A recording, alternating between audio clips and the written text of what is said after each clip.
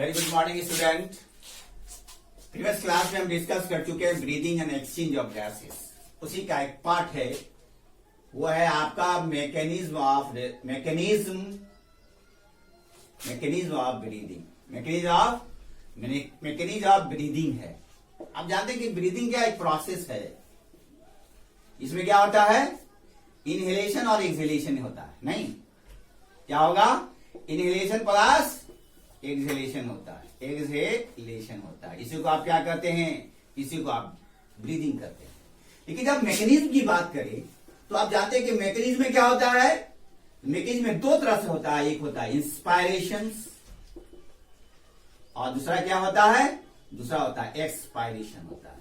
क्या होगा, एक्सपायरेशन होता है। इंस्पायरेशन अगर हम इमेज के माध्यम से देखें, आप फोकस करें इस डायग्राम पे, तो आप जानते हैं कि इंस्पायरेशन में एयर इंटर करता है लंग्स में। एयर इंटर करता है लंग्स में, और जब एयर इंटर करता है लंग्स में तो आप जानते हैं कि रिब्स और स्टर्नम जो है ना, वो फैलता है, वो रेस करता है। तो रेस करेगा तो वॉल्यूम ऑफ थॉरैक्स क्या होगा, इंक्रीज करेगा। जब इंक्रीज करेगा तो एयर इंटर करेगा। ये क्लियर कंसेप्ट है। वहां पे डायग्राम का डायफ्राम जो वो कंट्रैक्ट करेगा। तो किसके केस में होता है, वो इंस्पायरेशन के केस में होता है। तो जब एयर इंटर करेगा तो बाहर का प्रेशर क्या होता है, बाहर का प्रेशर हाई होता है, बाहर का प्रेशर इंक्रीज करता है। तो इंस्पायरेशन में जब बाहर का प्रेशर जो है, एटमॉस्फेरिक प्रेशर जो है, एटमॉस्फेरिक जो प्रेशर है वो हाई होगा, तो वहां का जो है प्रेशर वो पॉजिटिव होगा। जब लंग्स का जब प्रेशर है वो जब क्या करेगा, डिक्रीज करेगा, तो वहां का क्या होगा, प्रेशर निगेटिव होगा। ये कंसेप्ट है। तो ये रिब्स फैलेगा, एयर इंटर करेगा। बाहर का प्रेशर हाई है तो एयर इंटर करेगा, ये फैलेगा तो लंग्स में एयर इंटर करेगा तो यहां का जो प्रेशर है वो क्या करेगा, वो निगेटिव रहेगा। ये है आपका इंस्पायरेशन। अगर दूसरी बात करें, एक्सपायरेशन की बात करें, तो एक्सपायरेशन में जस्ट रिवर्स। एक्सपायरेशन में क्या होगा, इंस्पायरेशन का रिवर्स होगा। यह एयर इंटर कर रहा है, यहां रिब्स फैल रहा है, यहां एयर बाहर जा रहा है और रिब्स जो है अपने नॉर्मल पोजीशन पे आ रहा है। यही कंसेप्ट है। इंस्पायरेशन में रिब्स फैलेगा, एक्सपायरेशन में क्या होगा, जब ये एयर बाहर निकलेगा, लंग्स का जो प्रेशर है वो हाई होगा, बाहर का प्रेशर लो होगा, तो ये मूव करेगा आउटसाइड तक। यहां का प्रेशर क्या हुआ, इसी केस में एक्सपायरेशन में लंग्स का प्रेशर क्या होगा, पॉजिटिव या निगेटिव, तो ये होगा आपको पॉजिटिव होगा। आउटसाइड का प्रेशर क्या होगा, आउटसाइड का प्रेशर निगेटिव होगा। बाहर का प्रेशर, बालिया के प्रेशर हाई है तब एयर बाहर निकलेगा, और ये जो रिब्स स्टर्नम है वो क्या करेगा, return to the original position, फिर अपने पोजीशन पे आ जाएगा। तब जाके क्या होगा, ये एक्सपायरेशन करता है। एक है ये कंसेप्ट। दूसरा क्या है, आप जानते हैं ना कि लंग्स जो है वो दोनों एक्शन होता है। एक होता है वॉलंटरी एक्शन और दूसरा होता है इनवॉलंटरी एक्शन। इनवॉलंटरी एक्शन दोनों होता है। जब आप सांस लेते हैं अपनी इच्छा के मुताबिक, अपने विल पावर के थ्रू, तो आप जितना सांस लीजिए तो एक पीक पहुंचता है, तो वो पीक क्या होता है, कन्वर्ट करता है वॉलंटरी से इनवॉलंटरी से। मतलब एक वॉलंटरी से इनवॉलंटरी में कन्वर्ट कर जाता है। इसलिए लंग्स के बारे में कहा जाता है, लंग्स जो है वो वॉलंटरी और इनवॉलंटरी। अब देख लीजिए यहाँ पे ये प्रोसेस है ना, ये जो प्रोसेस इंस्पायरेशन और एक्सपायरेशन है, तो आप जानते हैं कि इंस्पायरेशन प्लस एक्सपायरेशन प्रोसेस, ये दोनों कंट्रोल कहां से होता है, ये दोनों कंट्रोल होता है न्यूरल सिस्टम से। ये कंट्रोल होता है ब्रेन से नहीं। आप देखेंगे, अगर मान लीजिए एक रफ डायग्राम है ये ब्रेन का, आप देखेंगे ये ब्रेन का रफ डायग्राम है, तो आप जानते हैं कि ब्रेन में तीन पार्ट होता है, फोर ब्रेन, मिड ब्रेन और हाइंड ब्रेन। तो हाइंड ब्रेन में एक पार्ट होता है पॉन्स और दूसरा होता है मेडुला। क्लियर? पहला पार्ट होता है पॉन्स, दूसरा क्या होता है मेडुला। अगर आप देखेंगे कि इसका चूंकि जो ब्रेन कभी ऑर्डर नहीं देगा बोन को, क्योंकि बोन क्या है, बोन कंट्रैक्ट रिलैक्स नहीं करता है, तो ये क्या करेगा, आप जानते हैं कि यहां पे क्या है, यहां पे रिब्स है, ये स्टर्नम है, नहीं ये स्टर्नम है।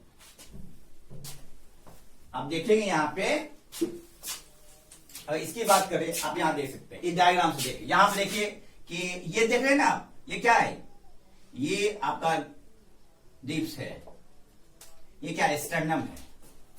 तो रिब्स प्लस स्टर्नम,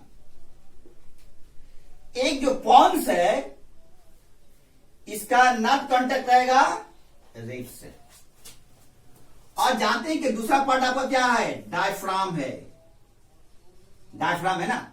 तो ये मेडुला जो है ये कांटेक्ट रहेगा किससे, ये मेडुला जो है, ये कांटेक्ट रहेगा उसका नर्व डायफ्राम से। एक जो आपका नर्व है ये है आपका रिब से, दूसरा है डायफ्राम से। और आप जानते हैं कि ब्रेन बोन को कंट्रैक्ट रिलैक्स करने को नहीं कहेगा, तो किसको कहेगा, कंट्रैक्ट और रिलैक्स कौन करता है, हमारा मसल्स करता है। तो चूंकि इसमें जो है, इस पार्ट में जो है, इस पार्ट में दो तरह का मसल्स होता है, एक होता है external intercostal muscle, intercostal muscles होता है, और दूसरा क्या होता है, दूसरा होता है इंटरनल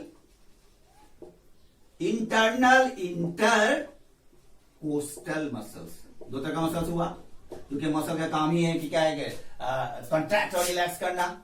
ये जो आपका है एक्सटर्नल इंटरकोस्टल मसल जो है और इंटरनल इंटरकोस्टल मसल है, ये इस पोजीशन में जब आउटसाइड होगा उसको एक्सटर्नल इंटरकोस्टल मसल्स करते हैं। अगर मान लिया कि ये रिब्स है ना, ये रिब्स है, ये ऐसे है, तो ये अगर यहां है इसको क्या कहेगा, इसे कहेगा एक्सटर्नल इंटरकोस्टल मसल्स कहेंगे। अगर ये है इसको कहेगा इंटरनल इंटरकोस्टल मसल्स। नहीं, अब यहां देख लीजिए, तो पॉन्स का जो नर्व है ये कंटैक्ट है आपके रिब से, और ये जो है, ये मेडुला किससे है, डायफ्राम से। तो ये क्या करेगा, जब इसे कांटेक्ट है और इसे कांटेक्ट है, ये क्या करेगा, कंस्ट्रिक्ट करेगा। जब कंस्ट्रिक्ट करेगा, कंस्ट्रिक्ट करने से क्या होगा, इस तरह से जो है आपका जो एयर जो है वो इंटर करेगा, और रेस्पिरेटरी सिस्टम जो है, रेस्पिरेशन है, वो रेगुलेट होता रहेगा। वैसे भी आप जानते हैं कि पॉन्स का काम क्या होता है, pons help in the regulation of the respiration. Medulla भी करता है, लेकिन जहां मेडुला की बात करें तो मेडुला सिर्फ रेस्पिरेशन ही में काम नहीं करता है। मेडुला जो है, ये मेडुला है, वो आपको रेस्पिरेशन में भी रेगुलेट करता है। दूसरा क्या करेगा, दूसरा क्या था, हार्ट बीट में, दूसरा है आपको हार्ट बीट में करेगा। उसके बाद क्या है, इसके बाद स्नीजिंग में भी ये आप हेल्प करता है। चौथा है कि जब फूड सॉलोइंग करते हैं ना, सॉलोइंग, उसमें भी ये क्या करता है, हेल्प करता है। उसके बाद जो है वॉमिटिंग टेंडेंसी, जो वॉमिटिंग जिसको नॉसिया कंडीशन कहता है, उसमें भी क्या करता है, ये मेडुला रेगुलेट करता है। अब यहां चीज देख लीजिए, आप जानते हैं ना कि रेस्पिरेशन में क्या लेते हैं आप, रेस्पिरेशन में लेते हैं ऑक्सीजन।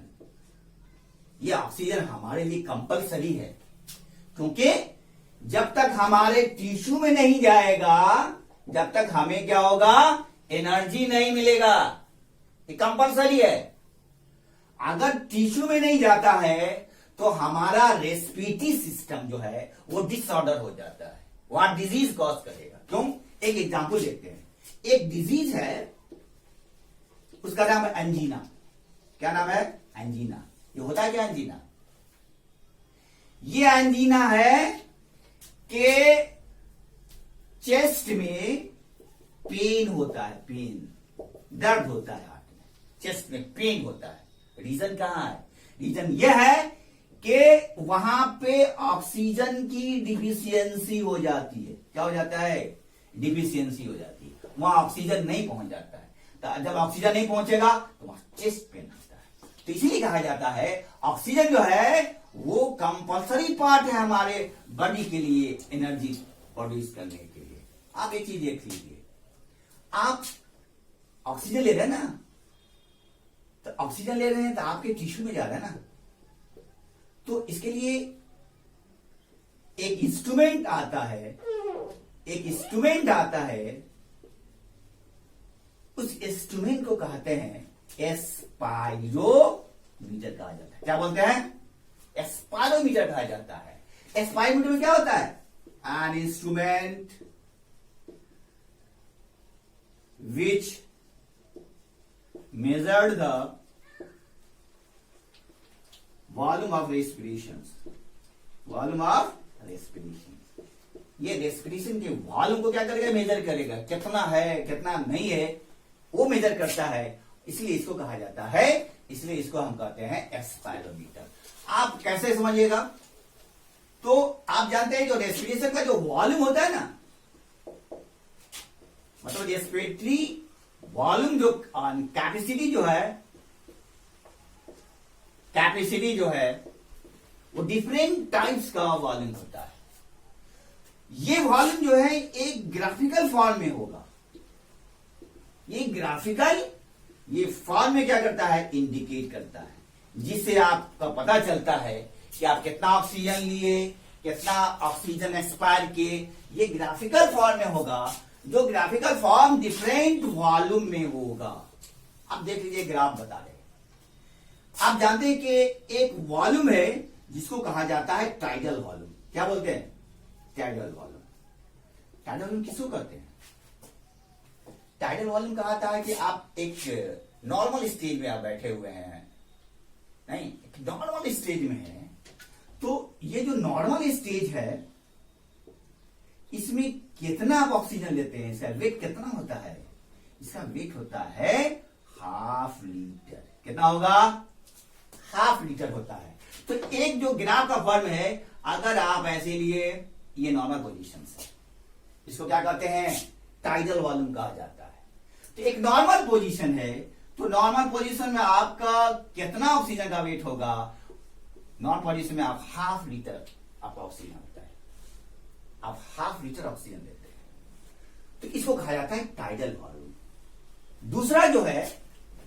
दूसरा है आपका expiratory reserve volume. Expiratory reserve volume कहा जाता है, इसको कहा जाता है एक्सपायरेटरी रिजर्व वॉल्यूम। इसमें क्या होता है? ये नॉर्मल है ना, ये आपका नॉर्मल हुआ, और आप जितना पिकअप कर सके, ये अगर आपको कहा जाए सांस लेने के लिए, नहीं, और सांस छोड़ने की बात करें, आप सांस छोड़िए, अगर ऐसे करते हैं ना, तो वो लास्ट पिकअप जो है, लास्ट पिकअप के बाद भी आपका यहां क्या होता है? ऑक्सीजन बचता है। तो लास्ट पिकअप जो होगा उसे क्या कहा जाता है? उसे कहा जाता है एक्सपायरेटरी रिजर्व वॉल्यूम कहा जाता है। इसमें अप्रोक्स कितना होगा? इसमें अप्रोक्स ऑक्सीजन जो है 1.7 लीटर के आसपास होता है। क्लियर है?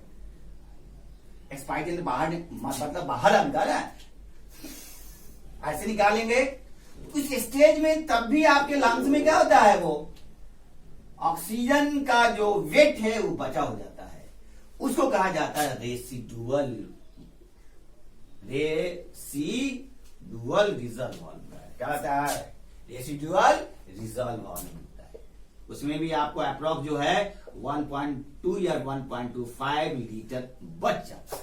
ये कंपल्सरी है, उसको आप रेसिडुअल कहेंगे।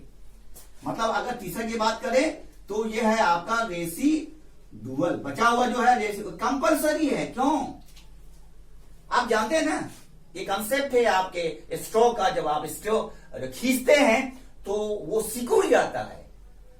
तो यहां अगर पूरा ऑक्सीजन निकल जाएगा तो आपका लंग्स जो है, ये जो प्लूरल मेम्ब्रेन है वो आपका क्या होगा, कोलैप्स कर जाएगा, आप मर जाएंगे। तो इस ऐसे वॉल्यूम को क्या कहा जाता है, रेसिडुअल वॉल्यूम होता है। अब चौथा है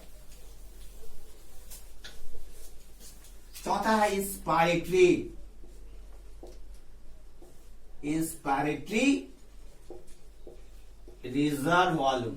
इसमें क्या होता है, आप अंदर जितना सांस ले सकते, मान लीजिए नॉर्मल है ना, ये नॉर्मल है, ये आपका हो गया क्या, एक्सपायरेटरी रिजर्व वॉल्यूम, और ये क्या हो गया, inspiratory.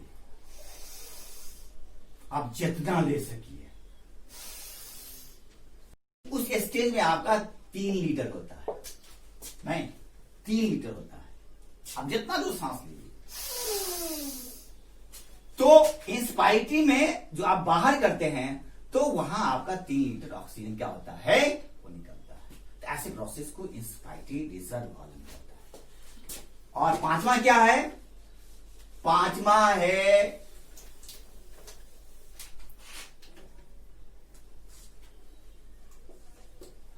Vital reserve volume. Vital reserve volume में क्या होगा, आप जानते हैं ना, वाइटल रिजर्व वॉल्यूम में, वाइटल का मतलब होता है जिंदा रहना, सर्वाइव करना। तो आप जानते हैं कि वाइटल रिजर्व में क्या होगा, आपने लिया पहले क्या हुआ, expiratory reserve volume plus residual volume plus inspiratory reserve volume equal to vital reserve volume. मतलब वाइटल में 3 होगा। अगर इसकी बात करें ना, अगर आप जानते हैं कि ये आप नॉर्मल ले रहे, नॉर्मल, फिर पिकअप करे, नहीं, फिर आप नॉर्मल लिए, फिर पिकअप किए, आप इस स्टेज में आपका कुछ बच जाता है, नहीं, तो ये आप नहीं कहेंगे ना। मतलब है कि ये जो प्रोसेस है, इस प्रोसेस में मतलब क्या कहेगा इसको, कि expiratory reserve volume, I beg pardon, expiratory reserve volume और इंस्पायरेटरी रिजर्व वॉल्यूम और टाइडल वॉल्यूम होगा आपको वाइटल रिजर्व वॉल्यूम होगा। Expiratory reserve volume, tidal volume और एक्सपायरेटरी रिजर्व वॉल्यूम। तो ये आपका हुआ टाइडल वॉल्यूम। ये क्या हुआ आपका, ये आपका हुआ एक्सपायरेटरी रिजर्व वॉल्यूम, ये क्या हुआ, इंस्पायरेटरी रिजर्व वॉल्यूम। तो ये जो 3 है, 3 से अब आप खेल सकते हैं। आप उसमें आपका ये विल पावर है कि आप इससे आप खेलते हैं, लेकिन ये रेसिडुअल से आप नहीं कर सकते, क्योंकि ये वॉलंटरी एक्शन है। और ये क्या, ये जो है इनवॉलंटरी है, ये रिजर्व रहेगा।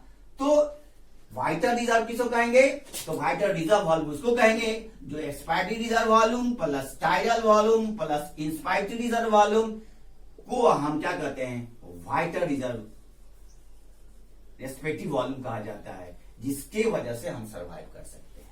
और नेक्स्ट जो इंपॉर्टेंट है वो है total reserve volume. Total reserve volume, total reserve volume, ये क्या हो गया, टोटल रिजर्व में क्या होगा, टोटल रिजर्व वॉल्यूम में होगा आपका कि expiratory reserve volume plus inspiratory reserve volume plus tidal volume plus vital reserve volume को हम टोटल रिजर्व वॉल्यूम कहते हैं। ये हमारे लिए कंपलसरी है। तो हमने देखा कि हमारा जो रेस्पेक्टिव जो वॉल्यूम है, उसकी जो कैपेसिटी है, कि ये ग्राफिकल फॉर्म में क्या करता है, ये मेजर करता है, जिससे आप ये देखते हैं कि हमारा ऑक्सीजन का वेट कितना बाहर निकलता है, कितना लेते हैं।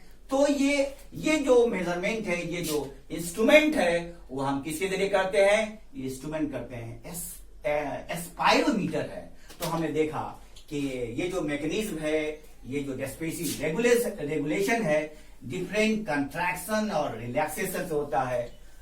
उसका जो प्रेशर कहीं इंक्रीज करता है, कहीं डिक्रीज करता है। अगर एयर इंटर किया, यहाँ का प्रेशर क्या होगा, यहाँ इंक्रीज करेगा, यहाँ पॉजिटिव डायरेक्शन होगा, लंग्स का प्रेशर निगेटिव होगा। यहाँ अंदर जो है ये इंक्रीज करता है, तो यहाँ का प्रेशर क्या होगा, पॉजिटिव होगा, और बाहर का क्या होगा, ये निगेटिव होगा। और इस तरह से जो है आपका ये जो मैकेनिज्म है, ये रेस्पिरेटरी रेगुलेशन है, वो कंप्लीट होता है।